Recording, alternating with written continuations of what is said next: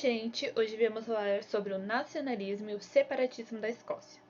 Então vamos lá. Antes de explicar o que foi cada um, temos que falar um pouco da origem da Escócia para poder conseguir entender melhor sobre o seu nacionalismo e separatismo. Então, a Escócia ela ocupa o terço norte da ilha da Grã-Bretanha e foi fundada no ano de 843. Mas antes disso, o sul e o centro da Grã-Bretanha foram invadidos pelo Império Romano, que virou a província romana de Britânia, e que atualmente é a Inglaterra e o País de Gales. Já o norte, ele foi habitado pela tribo celta dos Pictos, conhecido como Caledônia, lá na época, e no século VI, a tribo dos Estocos, que eram invasores celtas, elas invadiram a região dos Pictos e estabeleceram o reino de Darney, ou seja, eles tomaram o lado norte. E com isso, os romanos, no máximo, eles fizeram uma muralha para separar a Britânia dos Estocos. E essa muralha está de pé até hoje e é conhecida como Muralha de Adriano. Então, lá em 843, a Escócia só foi fundada quando o rei Kenneth I se tornou rei das tribos dos Pictos e dos Estocos. Após isso, os anglo-saxões, vindos da Alemanha, decidiram se estabelecer na ilha e expulsaram os romanos. Então, em 1066, os normandos, os vikings, liderados por Guilherme o Conquistador, como ele é conhecido na época, eles derrotaram os anglo-saxões, que eram os ingleses, e assumiram o controle da ilha.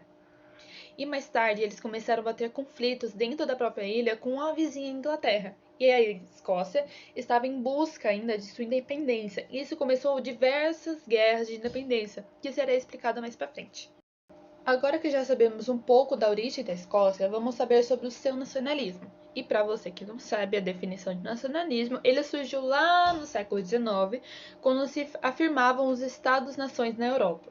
E consiste em uma ideologia política baseada na ideia de nação, sendo uma corrente de pensamentos que valorizava todas as características de uma nação. Em outras palavras, ela acreditava na existência de características comuns em comunidade e tem o objetivo de controlá-las politicamente. Uma das formas que ela usa para se expressar é por meio do patriotismo, que envolve a utilização de símbolos nacionais, da bandeira, de cantar o hino nacional, etc.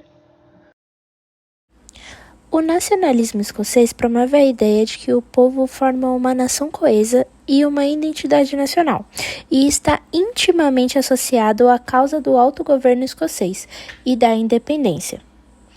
A ideologia do Partido Nacional Escocês, o partido que forma o governo, é frequentemente descrito como uma forma de nacionalismo cívico ao invés de nacionalismo étnico.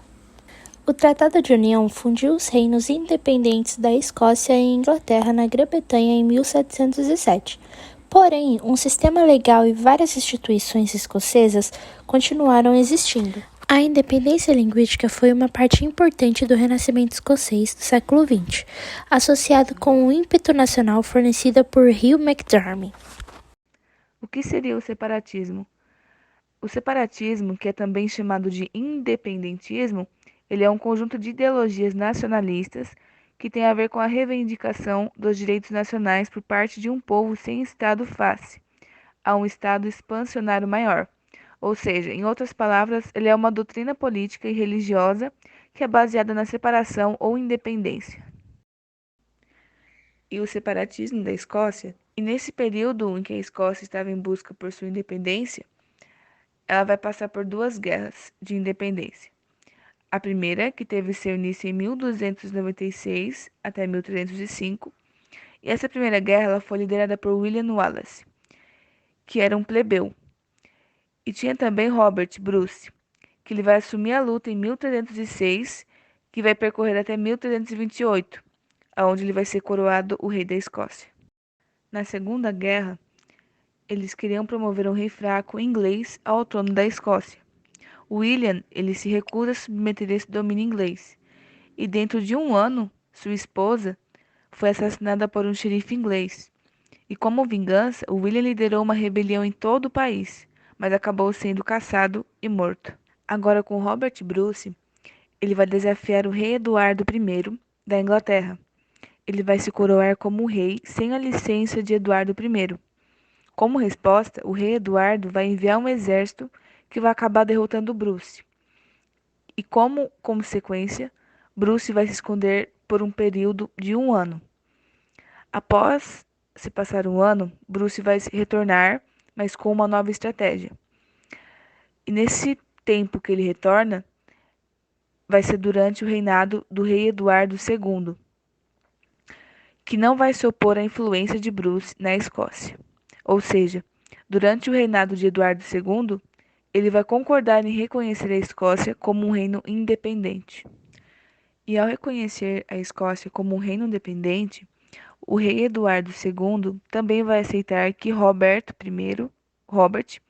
seja o rei daquele país. E como consequência, a Escócia consegue romper com a Inglaterra e assim ser reconhecida como independente, porém independente nominal da Inglaterra. Até hoje em dia tem a presença de movimentos separatistas na Escócia, porém nem todos participam. Uns são contras e outros a favor. Isso faz com que a Escócia não consiga ser definitivamente independente. É isso, gente. Muito obrigada pela atenção de todos.